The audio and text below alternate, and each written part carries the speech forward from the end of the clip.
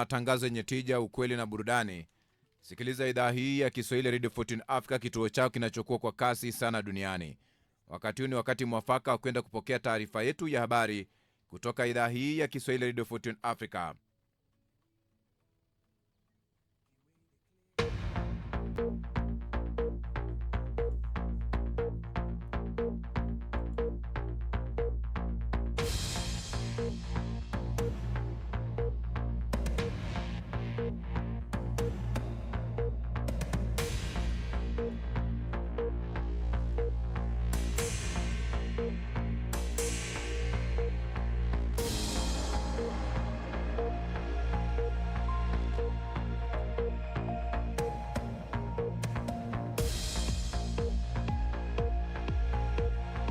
Karibu katika taarifa yetu ya habari Afrika leo mchana kutoka idhaa hii ya Kiswahili Radio 14 Africa. Tumekuandalia mengi ikiwa ni pamoja na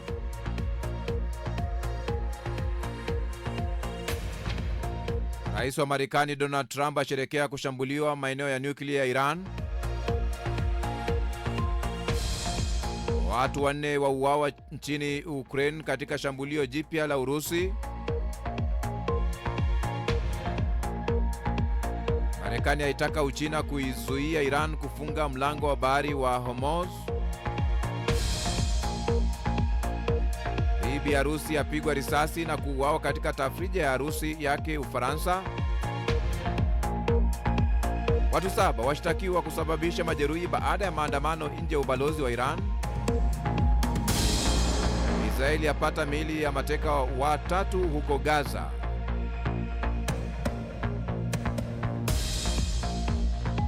Naam, na atumai ubweri wafya pote pale ulipo duniani kwa moyo mkunjufu na mikono miwili. Ujambo na karibu kwenye taarifa yetu ya habari kutoka idhaa hii ya Kiswahili Radio 14 Africa. Jina langu ni Kantona Joseph. Mzozo kati ya Iran na Israeli unazidi kutanuka baada ya Marekani kuvishambulia vinu vya nyuklia vya Iran mwishoni mwa juma.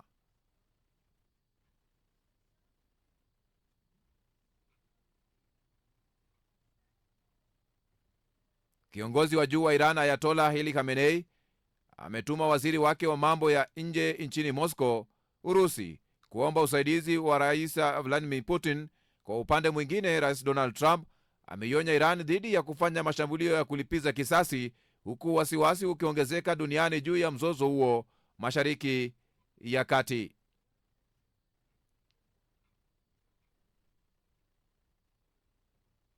Rais wa Ukraine Volodymyr Zelensky anatarajiwa kukutana na viongozi wa Uingereza katika ziara yake nchini humo hii leo kujadili ulinzi wa Ukraine na pia hatua za kushinikiza Urusi kuacha kuishambulia nchi yake. Haya yanajiri ambapo idadi ya waliouawa kufuatia mashambulio ya hivi karibuni kabisa ya Urusi nchini Ukraine imefikia 7 baada ya Moscow kuishambulia Kiev kwa droni ya makombora.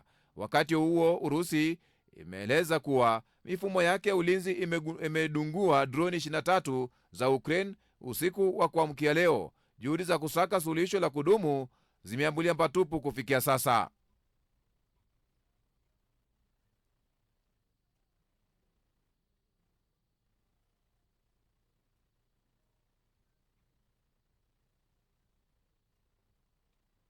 Mzozo wa Gaza waendelea kusababisha maafa makubwa, ambapo idadi ya vifo vya Wapalestina katika ukanda wa Gaza imefikia 55,959 huku wengine 131,242 wakijeruhiwa, kwa mjibu wa hospitali ya Gaza. Kwa mjibu wa takwimu kutoka hospitali ya Gaza inayosimamiwa na wanamgambo wa Hamasa na vilevile kulingana na huduma za ulinzi wa raia, katika saa 24 zilizopita mashambulio ya Israeli yameua Wapalestina 51 na kujeruhi wengine 104 tangu mzozo uanze Oktoba 7 mwaka 23. Wizara ya afya ya mamlaka ya Palestina inayosimamiwa na Hamasa inakadiria kuwa watu ambao wamefariki ni 55,959 hadi sasa, huku wengine 101,242 wakiwa wamejeruhiwa.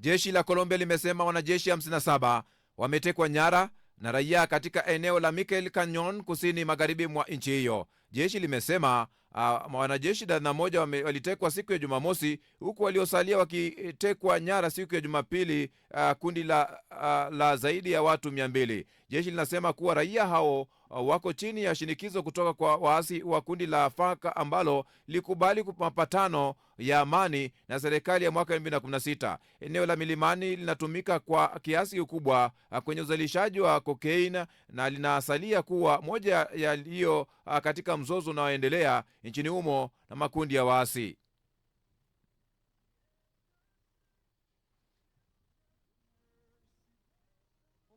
Ambao kwa hakika ndio njia muhimu kabisa ya usafirishaji mafuta duniani. Ali Akbar Falayati, mshauri wa kiongozi wa juu zaidi wa Iran Ayatollah Ali Khamenei, amesema nchi yoyote ile iliyotumiwa na Marekani kufanya mashambulizi yake dhidi ya Iran ni halali kushambuliwa na jeshi la Iran. Na mkuu wa shirika la kudhibiti matumizi ya nguvu za atomiki IAEA Rafael Grossi muda mfupi uliopita amesema kwamba inatarajiwa uharibifu mkubwa umefanyika katika kinu cha nyuklia cha Fordo baada ya mashambulio ya Marekani yaliyofanywa kwa kutumia makombora yenye uwezo mkubwa wa kupasua miamba. Grossi ametaka waangalizi wa hadi sasa. Ndio hali ambayo inajitokeza katika taarifa hiyo ambayo ni ya taifa la Marekani kuweza kushambulia kinu katika taifa la Iran, ambapo ni kwamba nini kinafuata baada ya Marekani kushambulia vituo vitatu vya nyuklia vya Iran. Hadi sasa hakuna taarifa kamili kuhusu kiwango cha uharibifu uliofanywa na mashambulio hayo, licha ya rais wa Marekani Donald Trump kujigamba hadharani kuwa hatua hiyo imefanikiwa kusitisha mpango wa Iran wa kutengeneza silaha za nyuklia. Donald Trump pia ametishia kwa njia isiyo ya moja kwa moja kubadilisha mfumo wa utawala wa Iran iwapo Tehran itachukua hatua za kulipiza kisasi. Kwa zaidi ya wiki 6. Katika taarifa kwa vyombo vya habari, baada ya zaidi ya wiki 12 na huduma ya chakula itaanza tena katika maeneo kadhaa, hatua muhimu katika kukidhi mahitaji ya dharura ya Wapalestina waliotawanywa. Huku haya yakijiri, waziri mkuu wa Israel Benjamin Netanyahu amesema kuwa mafanikio katika mzozo dhidi ya Iran yataisaidia katika juhudi za vita vyake katika ukanda wa Gaza na kuwarejesha mateka nyumbani, lakini alikiri kuwa hatua hiyo inahitaji muda zaidi. Akizungumza na waandishi wa habari, Netanyahu amesema As far as Gaza is concerned, this war could end tomorrow. Kuhusu Gaza, vita hivi vinaweza kumalizika kesho au hata leo. Ikiwa Hamas itakubali kujisalimisha, kuweka chini silaha zake na kuachilia mateka wote, basi vita vinaisha papo hapo, lakini wanakataa kufanya hivyo. Ninaamini hatua zetu dhidi ya Iran zitatusaidia kuharakisha ushindi wetu na kuachiliwa kwa mateka wetu wote. Tunaamini tunaweza kuwapa Gaza mustakabali tofauti. Hali inaweza kubadilika kesho, natumai itabadilika, lakini nina mpango wa amani ya kudumu. But I have a plan for a permanent peace. Ameongeza kusema kuwa Israeli inaendeleza operesheni zake katika nyanja mbalimbali na kwamba wanakaribia kufikia malengo ya kuangamiza kabisa kundi la Hamas. Siku ya Jumapili, jeshi la Israeli lilitangaza kuwa limepata miili ya mateka watatu waliouawa Gaza zaidi ya miezi 20 baada ya kutekwa na wanamgambo wa Hamas. Kati ya mateka 251 waliotekwa wakati wa shambulio la Oktoba 7, 49 bado wanashikiliwa, wakiwemo 27 ambao jeshi la Israel linasema wamefariki.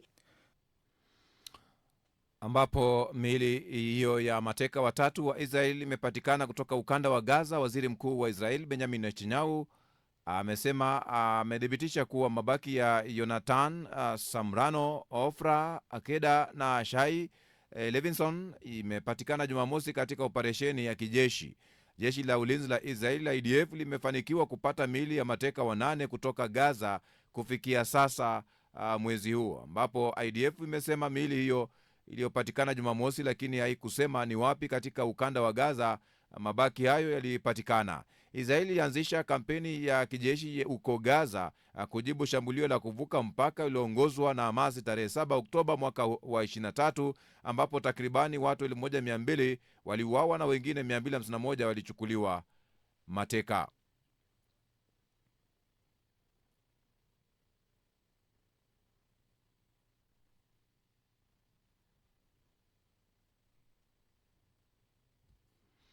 Moja kwa moja tuelekee katika jiji kuu la Nairobi. Hilo anasema meya wa Kiev Vitali Klitschko. Wengine 10 akiwemo mama mjamzito waliokolewa kutokea jengo jirani la ghorofa ambalo pia lilishambuliwa vibaya. Zaidi ya watu 20 walijeruhiwa kwenye shambulio hilo la Kiev, wakiwemo watoto, kulingana na mratibu wa kijeshi wa jijini Kiev Timur Tkachenko.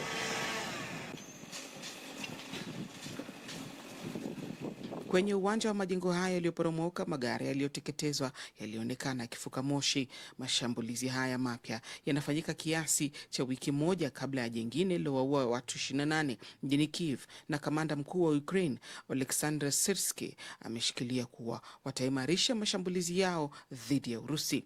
Juhudi za kusaka suluhu ya kidiplomasia bado hazijafua dafu, ukizingatia kikao cha mwisho kati ya Moscow na Kiev kilifanyika wiki 3 zilizopita na hakuna mikutano mingine iliyoripotiwa kupangwa.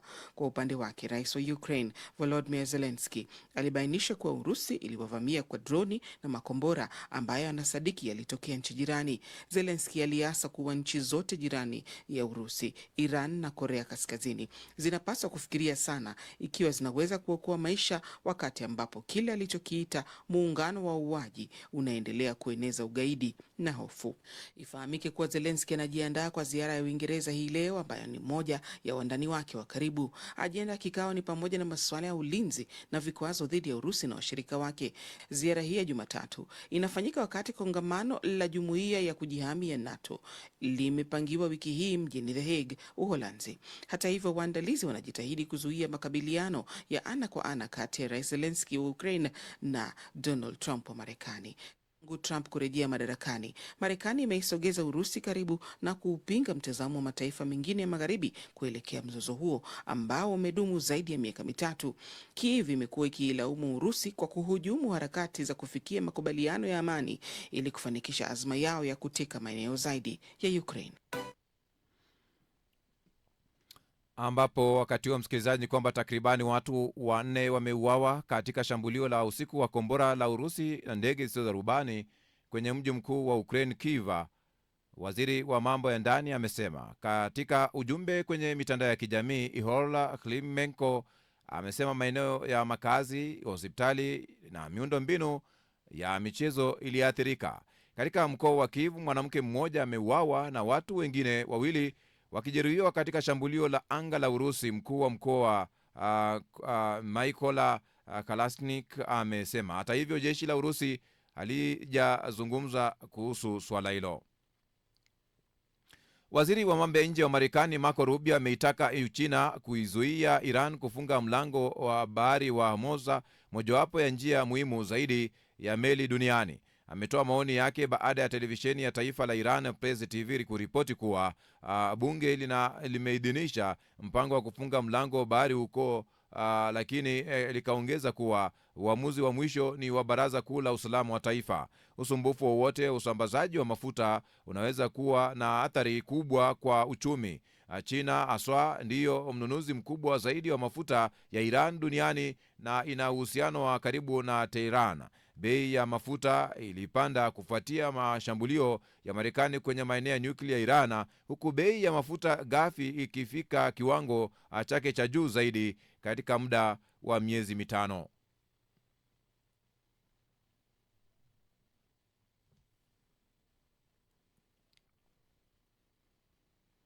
Rais wa Marekani Donald Trump ameandika ujumbe kwenye jukwaa lake la mawasiliano la Truth Social akisema Marekani ilisababisha uharibifu mkubwa katika mashambulio iliyotekeleza kwenye maeneo yote ya nyuklia nchini Iran.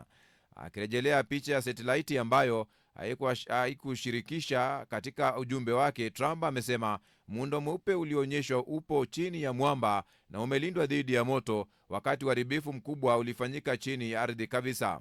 Wakati huo huo, Umoja wa Mataifa umesema mashambulio hayo ni hatari, kwani yanaweza kutanuka katika maeneo mengine kwa haraka.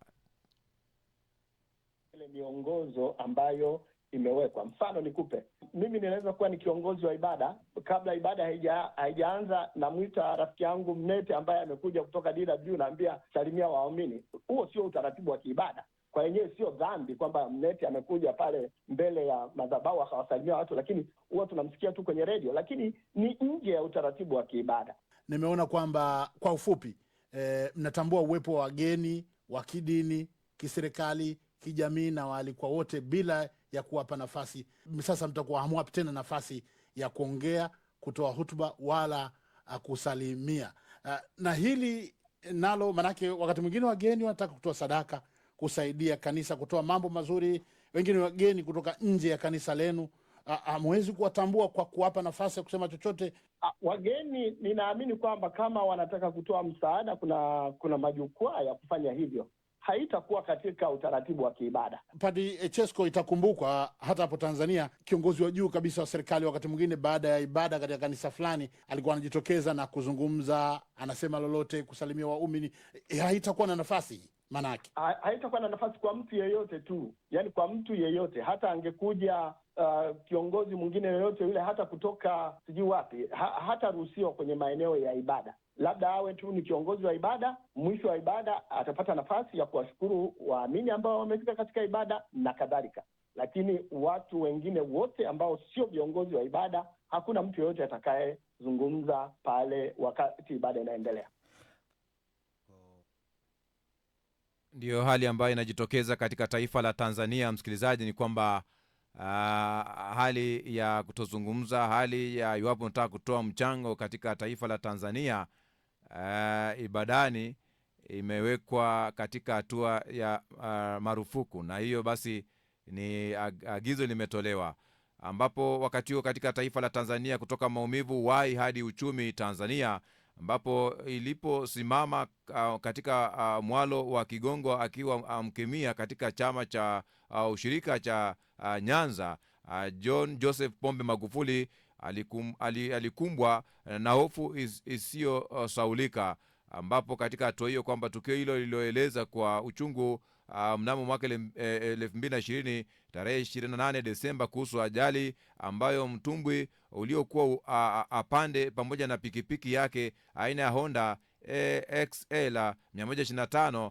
MCF 124 ili avuke kutoka upande mmoja wa ziwa Victoria Busisi ili kwenda upande mwingine wa pili Kigongo na kufika Mwanza mjini, ulikuwa umezama na kuua watu. Ajali hiyo ilimfanya kutoa ahadi isiyo ya kawaida. Akipewa nafasi serikalini alisema atajenga daraja hapo. Magufuli akapata nafasi, akianza katika nafasi ya uwaziri hadi kufikia kuwa rais wa taifa la Tanzania mwaka 2015. Akatimiza ahadi yake aliyoitoa wakati wa kampeni ya kuwania urais mwaka 2015. Miezi mitatu baada ya kutoa simulizi hiyo, Magufuli alifariki dunia. Hakuwa hai kushuhudia kukamilika kwa ndoto yake, lakini akisha panda mbegu ya matumaini, aliachia daraja hilo likiwa limekamilika kwa asilimia 25 tu. Juni 19 mwaka huu, rais wa sasa wa Tanzania Samia Suluhu Hassan amezindua rasmi daraja hilo la JPM maarufu kama daraja la Kigongo Busisi, ambalo sasa ni moja ya alama kubwa ya miundombinu barani Afrika, akikamilisha 75% zilizobaki kwa pesa za ndani. Kwa urefu wa kilomita 3, daraja hilo limeiweka Tanzania kwenye ramani ya bara kwa kuwa daraja refu zaidi Afrika Mashariki na Kati na la 6 kwa urefu katika bara lote la Afrika. Lakini kwa maana ya kimkakati, kiuchumi, kijamii na kijiografia, daraja hili lina uzito wa kipekee uliunganisha na mataifa zaidi ya 6. Kwa miaka mingi eneo la kivuko kutoka Kigongo Busisi kuunganishwa wilaya ya Misungwi na Sengerema mkoani Mwanza kilikuwa mwokozi wa wakati mwingine mwiba kwa wasafiri wa ziwa Victoria. Hali hii haikuwa ya tatizo la usafiri, bali kiini cha vifo, kucheleweshwa kwa huduma za afya, kushuka kwa uzalishaji na kuzorota kwa biashara. Kivuko maarufu cha MV Sengerema na mitumbwi kadhaa imekuwa ikihudumia watu zaidi ya watu milioni 1.5 kwa mwaka. Kivuko cha MV Sengerema kilikuwa na uwezo wa kubeba abiria 490 na magari 24 sawa na tani 170 kutokana na urefu urefu wa mita 55, upana na mita 10.5 na kina cha kuelea mita 100.4. Kwa mujibu wa takwimu za mamlaka ya usimamizi wa bandari Tanzania TPA, mwaka 2020 kivuko hicho kilikuwa kinavusha magari kati ya 500 hadi 600 kwa siku, kwa safari hadi kufikia masaa mawili, wakati mwingine kutokana na foleni, ucheleweshaji wa kivuko au hali ya hewa mbaya. Hayati Magufuli akiwa mwananchi tu wa kawaida alipokutana na tukio la ajali ya mtumbwi ulioua watu 11, aliweka ahadi alipoingia wizara kama naibu waziri na baadaye waziri. Alikumbuka ahadi yake, na alipotoa urais mwaka 15 dhamira yake ilikolea zaidi na kutimiza ahadi. Magufuli alikuwa na wazo moja tu la kuokoa maisha na si vinginevyo. Daraja hili si la Mwanza pekee, ni la kanda la ziwa na zaidi. Linaunganisha mikoa ya Mwanza, Geita, Mara, Shinyanga na Simiyu. Zaidi ya Watanzania milioni 15 wananufaika nalo moja kwa moja, kwa mujibu wa shirika la takwimu la Tanzania. Kanda la ziwa ambalo linachangia zaidi ya 20% la pato la taifa, sasa ina nafasi mpya ya kuongeza thamani ya bidhaa zake kupitia viwanda vya usindikaji vilivyopo na shughuli zingine za uchumi, zikiwemo biashara, uvuvi na kilimo. Kilimo cha mazao ya biashara, pamba, kahawa, mahindi, uvuvi hasa sangara na biashara ya samaki baridi ndizo nguzo kuu, kama inavyosisitizwa aliyekuwa waziri wa mifugo na uvuvi Abdalla Ulenga. Kwa mantiki ya kijiografia na uchumi, daraja linafungua lango la biashara kuelekea mataifa ya Uganda, Kenya, Rwanda, Burundi, DRC na hata Sudan Kusini kupitia barabara kuu ya Central Corridor.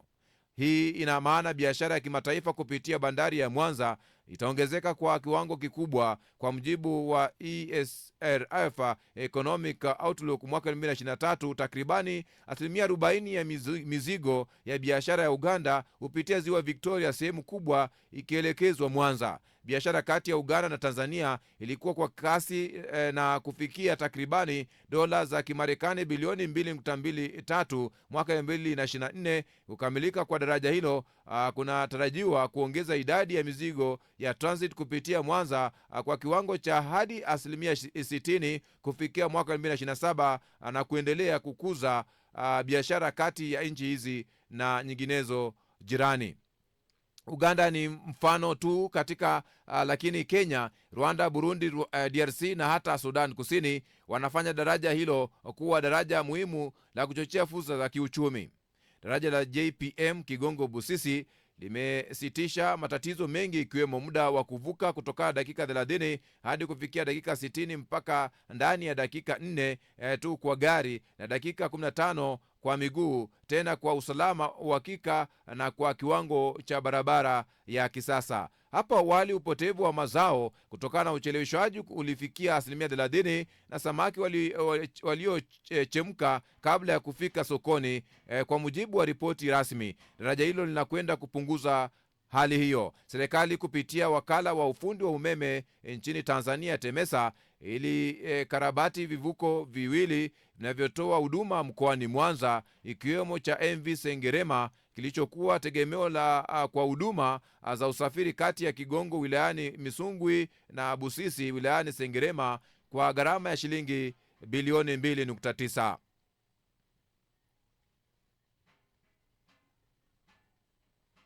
Ni taarifa ya habari kutoka idhaa hii ya Kiswahili Radio Fortune Africa, ambapo moja kwa moja tunaenda kupokea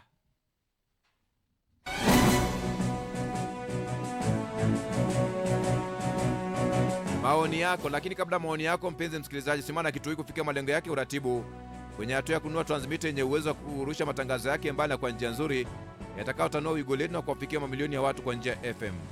Unaweza wasilisha mchango wako kupitia paybill namba ni 625625, account namba ni 01245085217800, au till namba ni 4561468 kupitia mitandao yote ya kurusha pesa.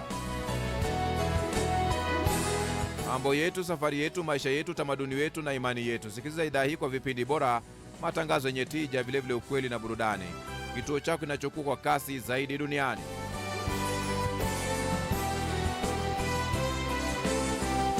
Habari kuu ni kwamba mzozo kati ya Iran na Israeli unazidi kutanuka baada ya Marekani kuvishambulia vinu vya nyuklia vya Iran mwishoni mwa juma.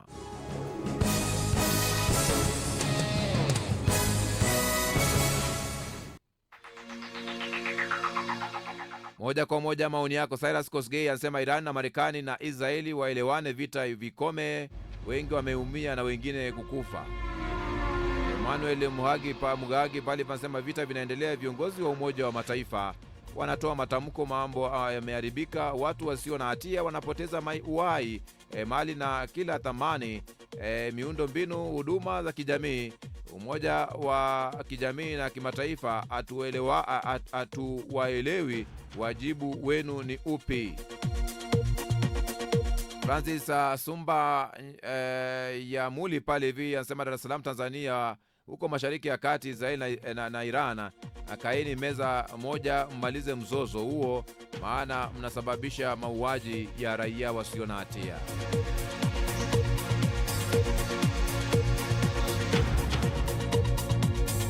Asante sana Charles Luanga kwa kuendelea kutufuatilia. Franco Kisanga, asante sana kuendelea kutufuatilia maeneo yale ya 2-in-1 border pale Visibania.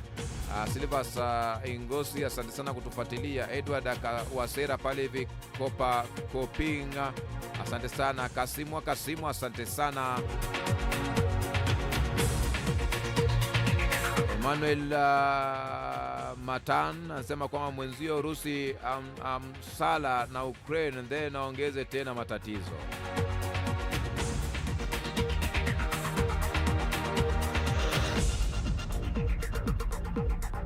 Conventure Magongo pale hivi, hiyo ndio akili pana ya wanaotawala dunia,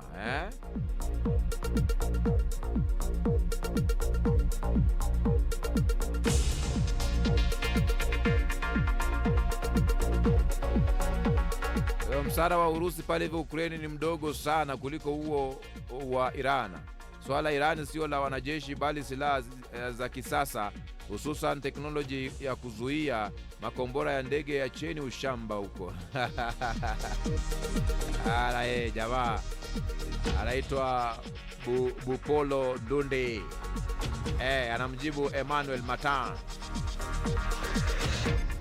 Yusuf Salum pale hivi Urusi ashamaliza kazi kitambo, kashajichukulia alichokihitaji na kashasema hakirudi, ndiyo maana ukaona anaringa kuhusu mazungumzo. Kifupi, malengo ya Putin ilikuwa ni Donbas na kashaipata. Kama ujui Donbas, waulize wanaojua wakujuze ni nini Donbas. Anaitwa pale hivi Yusufa. Itabidi mimi sasa, badala ya msikilizaji awe na shida kubwa, itabidi nimsaidie. Donbas ni eneo lile la kihistoria la uchumi katika eneo la mashariki mwa Ukraine. Sema pale Donbas, eneo lile ambalo ni la mashariki mwa Ukraine na lina historia kubwa na utamaduni mzito na uchumi wa hali ya juu katika mashariki ya Ukraine. Sasa Urusi ishawahi pale, nasikia pale vijana sema waulize. Ni eneo la kihistoria la kiutamaduni na uchumi wa mashariki mwa Ukraine. Ni sehemu kubwa sana pale maeneo ya Donbas, nachukuliwa na Urusi kama matokeo ya vita vya Urusi na Ukraine.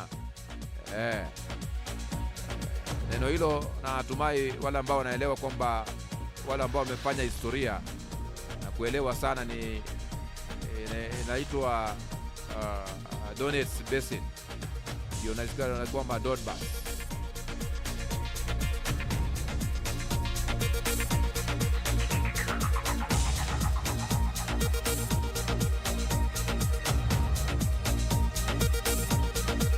Iran kanyaga hawezi saidiwa na Urusi, kaa kwa kutulia uone. Anaitwa Isa Oden.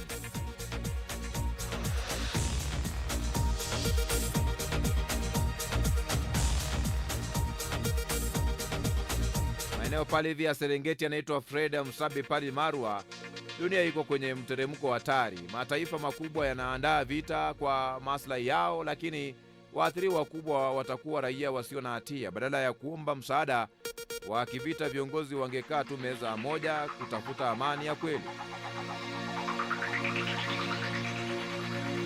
Myahudi tosha sema Putin hawezi ingiza miguu hapo. Ayatola anajisumbua tu, warudi kwenye meza ya mazungumzo na aache mpango wake wa kuendelea kutengeneza nyuklia. Trump sio mjinga kama na ametumia pale matusi kwa viongozi waliotangulia. Na hapo sisomi.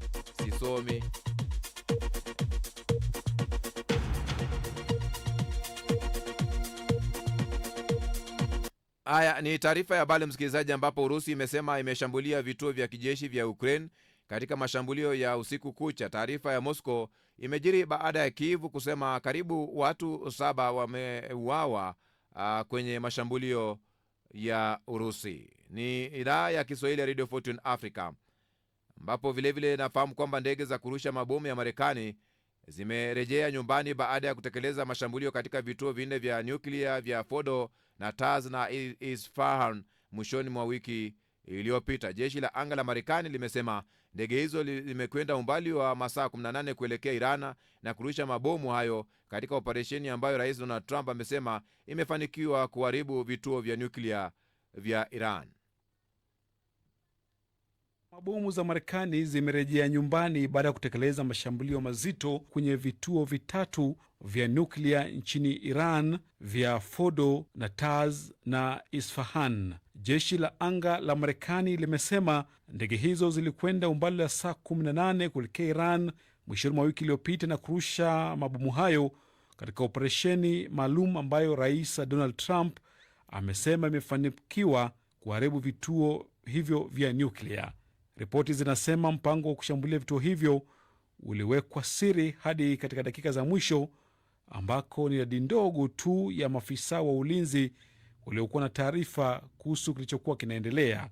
Waziri wa ulinzi wa Marekani Pete Hegseth ameonya kwamba Iran isijaribu kulipiza kisasi kwa kushambulia kambi zake za kijeshi katika eneo la Mashariki ya Kati, na kuonya kwamba jaribio hilo litakabiliwa vikali. Ndiyo taarifa ambayo tunaifuatilia kuu msikilizaji, na tutakuwa na kujuza pinde tu itakapokuwa inajiri. Nchini Jamhuri ya Demokrasia ya Kongo, wawakilishi wa Baraza la Maaskofu la Kanisa Katoliki Senko na wale wa madhehebu ya Kiprotestanti wamewasilisha ripoti ya mapendekezo namna ya kupata amani ya kudumu mashariki mwa nchi hiyo kwa Rais Felix Tshisekedi baada ya mashauriano ya miezi 3 na wadau mbalimbali. Haya yanajiri wakati huu DRC na Rwanda inatarajiwa kutia saini mkataba wa amani siku ya Ijumaa jijini Washington, Marekani. Kidemokrasia ya Kongo, wawakilishi wa Baraza la Maaskofu wa Kanisa Katoliki Senko na wale wa madhehebu ya Kiprotestanti ECC wamewasilisha ripoti ya mapendekezo ya namna ya kupata amani ya kudumu mashariki mwa DRC, na hiyo imepelekea wamewasilisha ripoti hiyo kwa Rais Felix Tshisekedi baada ya mashauriano ya miezi 3 na wadau mbalimbali. Eric Senga ni katibu mkuu na msemaji wa makanisa ya Kiprotestanti ECC nchini DRC. Ilihusu suala la kumwonyesha mkuu wa nchi ripoti ya majadiliano tuliyokuwa nayo. Pili, ilikuwa fursa kwa rais wa jamhuri kufanya tathmini yake, lakini pia kutoa mchango wake, na imekubalika kwamba Senko na EACC zitafanya kazi pamoja na timu ambayo imeteuliwa na rais kutoka ofisi yake ili kuratibu mambo kwa hatua zitakazofuata. Ya muhimu kwetu ni kufikia matokeo ambayo yatafanikisha nchi kuwa moja yenye amani na ambayo yataruhusu wananchi wote kupatanishwa pamoja. Haya yanajiri wakati huu DRC na Rwanda zikitarajiwa kutia saini mkataba wa amani siku ya Ijumaa Juni 27 jijini Washington nchini Marekani. Wakati hayo yakijiri namna hiyo, baadhi ya raia na wabunge waliochaguliwa katika eneo la Beni na Ituri mashariki mwa DRC wamekaribisha hatua iliyofikiwa kati ya jeshi la DRC na jeshi lile la Uganda UPDF, ambapo wakuu wa majeshi walitia saini mkataba mpya wa ushirikiano wa kijeshi katika operesheni za pamoja zinazolenga kuwatimua ama kuwatokomeza waasi wa ADF mashariki mwa DRC.